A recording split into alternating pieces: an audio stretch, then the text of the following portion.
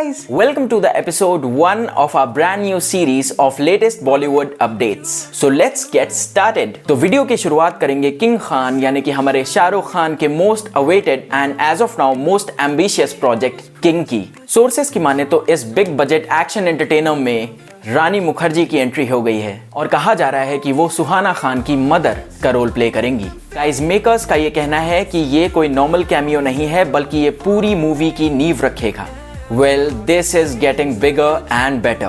I mean, imagine the star cast: Shahrukh Khan, Deepika Padukone, Anil Kapoor, Jackie Shroff, and now रानी मुखर्जी। मतलब absolute cinema. Theatres में तो आग लगने वाली है भाई। तो एक बार फिर से ये दोनों आइकॉनिक एक्टर्स हमें स्क्रीन पे देखने को मिलेंगे। तो मेरे जैसे 90s के kids get ready to relive the era of Kuch Kuch होता है एंड K3G। तो चलिए बढ़ते हैं हमारी दूसरी अपडेट पे।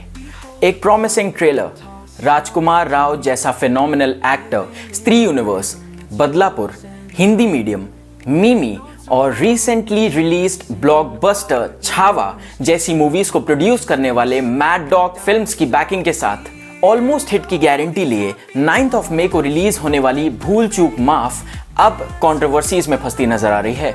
सो इस कंट्रोवर्सी की शुरुआत होती है 8 मई को, यानी कि मूवी की रिलीज से एक दिन पहले। फिल्म के मेकर्स सामने आते हैं और कहते हैं कि क्रॉस बॉर्डर्स टेंशन और सेफ्टी रीजंस की वजह से मूवी को थिएटर्स में ना रिलीज किए बिना 16 मई को डायरेक्ट OTT पे रिलीज किया जाएगा। इस पर PVR आइनॉक्स वाले भड़क गए और बोले हमने तो अपनी दुल्हन को सजा के रखा था, तुम बारात लेके ही नहीं आओगे। I mean, ऐसे थोड़ी होता है यार। और ब्रीच ऑफ कॉन्ट्रैक्ट के बेसिस पे उन्होंने फिल्म के मेकर्स पे 60 करोड़ का केस किया।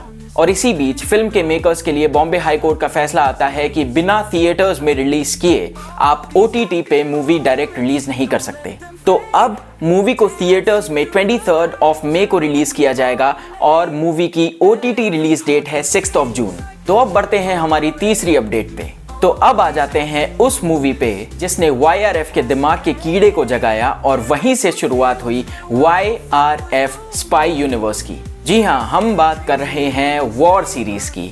रिसेंटली ऋतिक रोशन ने जूनियर NTR को सोशल मीडिया पे टैग करते हुए कहा,